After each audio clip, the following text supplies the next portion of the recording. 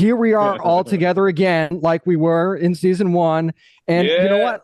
Here's a little love geometry for you. Because, at the end of season one, I thought we're a circle. I thought we're good. Santi and Lily, happily ever after. Now here we are back to a triangle again. So, I mean, what's the deal? Talk about how do we end up back here? How much can we actually say? Well, let's just say that everyone's world turns upside down. We're going into like deeper challenges with your dreams and with, with your plans in life, which means you're going, I guess, deeper in pain.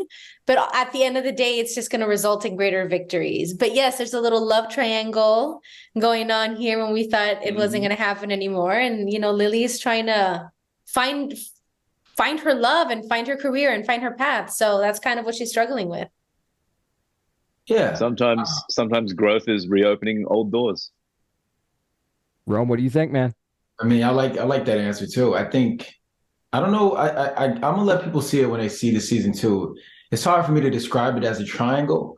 It's more so like just her changing her mind, going back and forth on situations, and then the result of that is what we have for season two. But you're saying like Lily doesn't know what they want, like girls don't know what they want, like if guys don't know what they want. I just don't know. I think y'all are worse at what you don't want.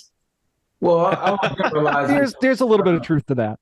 Yeah, sure. I just don't think that she goes back and forth. I think that something happens and she makes a decision. That's what I think happens. I don't know if that's less of a triangle, more of like oh shit, like I didn't think that was gonna happen type of thing. It's like 2 points on a ruler. No, but there's a little triangle somewhere there, bro. It's like a one-way street. She goes that way and that way. No, there's a little incident. Remember that she goes that way too, and then she goes back this way. I mean, maybe. I mean, this is representative of the season. There is I don't know how to describe it except for that noise. You know what I mean? It's gonna be good. Y'all gonna have fun watching it. He just did his best Thanos impression there. That was really good, Desmond. Well done. Well done. Thanks. Speaking of you though, man, it feels like we're getting a different Nick this season. I don't know, maybe he's all grown up, something like that. So how did you kind of feel heading into this? Did you feel that as well? Yeah, no, look, it's nice. He doesn't start grown up. It was kind of a weird bridge for me. Like even the first couple of episodes I had, Glow had to have a couple of chats with Glow and the directors and stuff to be like, hey, this guy was like the jokey one-liner Joey guy in season one, and now he's like growing up and becoming wise. What does that look like? Because he can't immediately suddenly become this like very dignified, figure who knows everything. It doesn't. That's not Nick either. But it's like, what does intelligence and kind of like EQ look like on a guy like Nick? And that was a really, I think it's a very good template for some very real people out there to follow.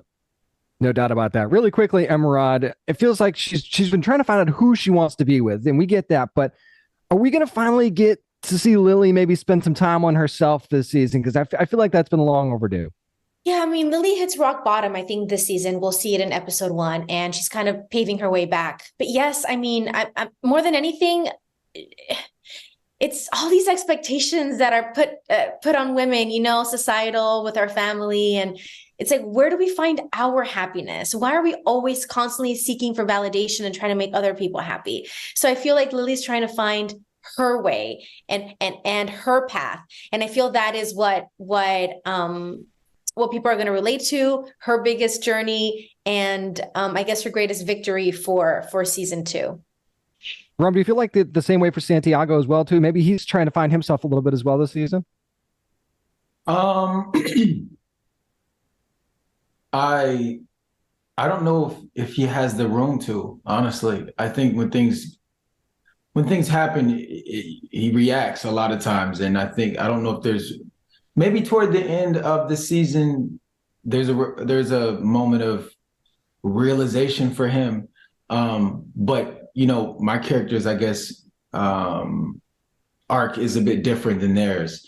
I think as a result of his love being his kind of identity being really with Lily and things kind of being fractured, I think kind of left him in a place where he's a bit uneasy and doesn't really know what to do.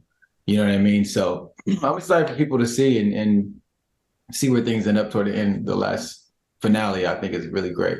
The cliffhanger of season 2 is like on another level. Like if they don't give us a season 3, like they wallin'. So make sure you're watching it all so that we don't have to be mad about that when season 2 of Live Love premieres on June 2nd on Prime Video. Everybody, thank you so much for your time. I really appreciate it. Thank you so much. Thanks, mate. See ya.